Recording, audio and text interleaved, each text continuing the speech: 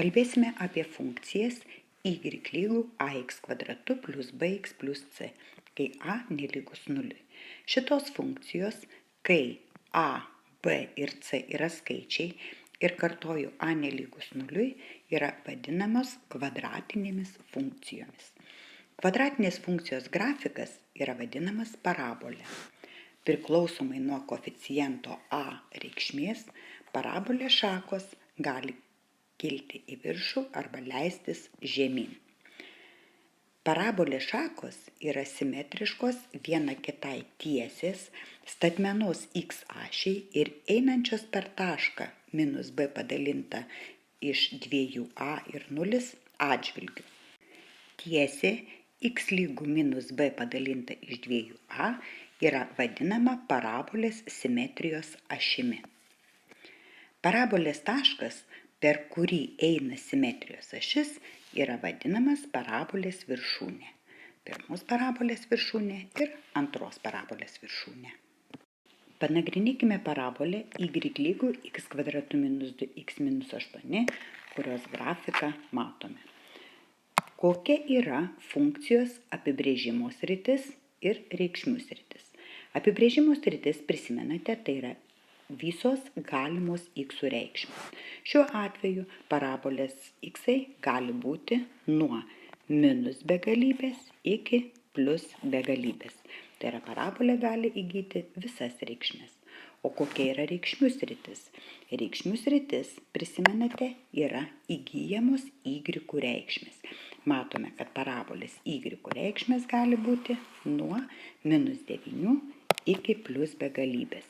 Taip ir užrašom nuo minus 9, įskaitant 9, iki begalybės.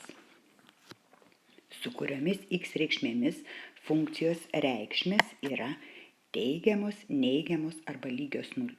Ką reiškia funkcijos reikšmės yra teigiamos? Kitaip sakant, kur grafikas yra virš x ašies. Funkcijos reikšmės yra teigiamos, kur grafikas virš x ašies. Matome 2 gabalėlius, 2 dalis. Tai yra nuo minus begalybės iki minus 2 ir nuo 4 iki plus begalybės.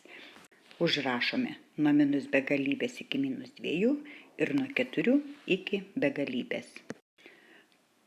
Kur funkcijos reikšmės yra neigiamos? Tai yra, kur grafikas yra žemiau x ašies. Matome, kad funkcijos reikšmės yra neigiamos intervale nuo minus 2 iki 4. Ir kur funkcijos reikšmės yra lygios 0, tai yra, kur grafikas kerta x ašį. Tai yra 2 taškai, minus 2 ir 4. Kitas klausimas, kuriame x reikšmių intervale funkcijos reikšmės mažėja arba didėja. Iš grafiko matome, kad funkcijos reikšmės mažėja, kai x priklauso intervalui nuo minus begalybės iki 1. Y reikšmės didėja, matome iš grafiko, y reikšmės didėja, kai x priklauso intervalui nuo 1 iki plus begalybės. Ir paskutinis klausimas, kokią mažiausią reikšmę įgyja funkcija, su kuria x reikšmė, funkcijos reikšmė yra mažiausia. Taigi, kokią mažiausią reikšmę įgyja funkcija?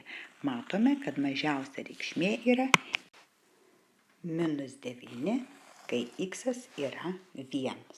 Taip ir užrašome. Mažiausia funkcijos reikšmė y lygų minus 9, kai x yra 1. Štai ir išnagrinėjome kvadratinę funkciją.